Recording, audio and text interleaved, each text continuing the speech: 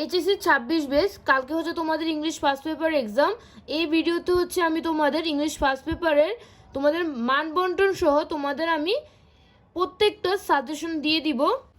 তোমাদের রিডিং পার্টে হচ্ছে 60 মার্ক থাকবে এবং রাইটিং পার্টে 40 মার্ক থাকবে। রিডিং পার্টে তোমাদের 1 নম্বর প্রশ্নে এমসিকিউ এবং কোশ্চেন থাকবে। এমসিকিউতে তোমাদের 5 এবং প্রশ্নে তোমাদের 10 নম্বর থাকবে। 2 নংয়ে তোমাদের হচ্ছে ফ্লো চার্ট থাকবে 10 নম্বর, আর 3 নংয়ে হচ্ছে তোমাদের সামারি থাকবে 10 নম্বরের। উইথগুলোতে 5 এবং উইদাউটগুলোতে হচ্ছে 10, আর রিয়ারেঞ্জ হচ্ছে তোমাদের 10 নম্বরে থাকবে। তোমাদের হচ্ছে 1 নম্বর, 2 নম্বর এবং 3 নম্বর প্রশ্নের আনসার করার জন্য তোমরা তোমাদের বইয়ের এই লেসনগুলো ভালোভাবে পড়বে। এগুলো হচ্ছে তোমাদের জন্য খুবই ইম্পর্টেন্ট প্যাসেজ। প্রথমটা হচ্ছে ইউনিট 1-এর লেসন 2 এবং লেসন 4।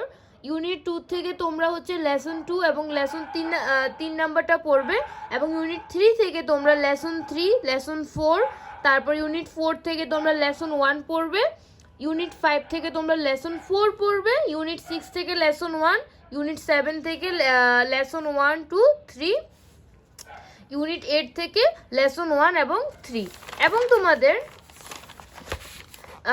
ইউনিট 9 থেকে তোমাদের লেসন 1 এবং লেসন 2 পড়বে, ইউনিট 10 থেকে হচ্ছে তোমরা লেসন 3 এবং লেসন 5 পড়বে, এবং ইউনিট 11 থেকে তোমরা শুধু লেসন 3টা পড়বে।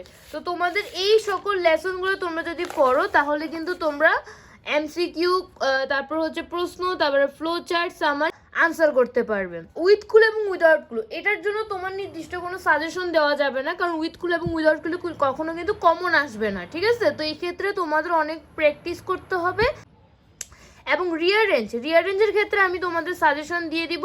তোমরা স্ক্রিনে যে রিয়ারেঞ্জগুলো দেখতেছো এগুলো হচ্ছে তোমাদের জন্য ইম্পর্টেন্ট, তোমরা অবশ্যই এগুলো দেখে নিবে।